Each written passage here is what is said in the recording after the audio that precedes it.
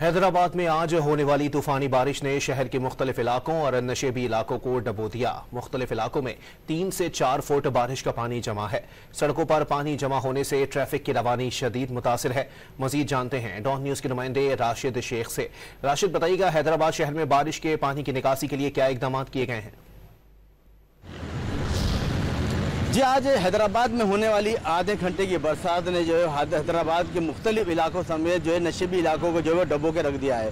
ख़ास तौर पे जो है वो इन इलाकों की सड़कें और गलियां जो है वो बरसाती पानी से 3 से 4 फीट के करीब भर चुकी हैं और वो पानी जो है वो खड़ा है, जिसकी निकासी के लिए जो है वासा की जानिब से अब तक कोई बेहतर तौर पर इकदाम नहीं किए गए हैं। पानी जो है वो खड़े होने से जो है वो गुजरगाहें भी बंद हैं। खास तौर पर जो है सड़कों पर पानी होने से जो है वो ट्रैफिक की रवानी जो है शदीद मुतासिर हो रही है। छोटी गाड़ियां जिनमें जो है वो मोटरसाइकिल हुई, रिक्शा और कारों के जो है वो गुजरने में मुश्किलात पेश आ रही हैं और कई गाड़ियां जो है इस पानी में बंद होने से जो है उन्हें उसी गंदे पानी में जो है वो उन गाड़ियों को निकालने में मुश्किलात पेश आ रही हैं। इस हवाले से जो है वो पैदल जो है चलने वाले अफराद भी जो है वो इसी गंदे पानी से गुजर के मुख्तलिफ मकामात पर जो है अपने काम जा रहे हैं और अपना काम काज कर रहे हैं। पानी की निकासी के लिए इकदाम करने की सख्त ज़रूरत है, जबकि जो है बरसात से केवल जो आंधी के सबब जो है वो कई इलाकों की जो में जो है वो 16 प्लेटों को नुकसान पहुँचा है, छतें गिर गई हैं और दरख्त गिर गए हैं। इसमें जैसे हवाले से जो है वो एक शख्स जो है वो जापाक भी हुआ है और 3 अफराद जो है जख्मी हुए हैं, जिन्हें सिविल अस्पताल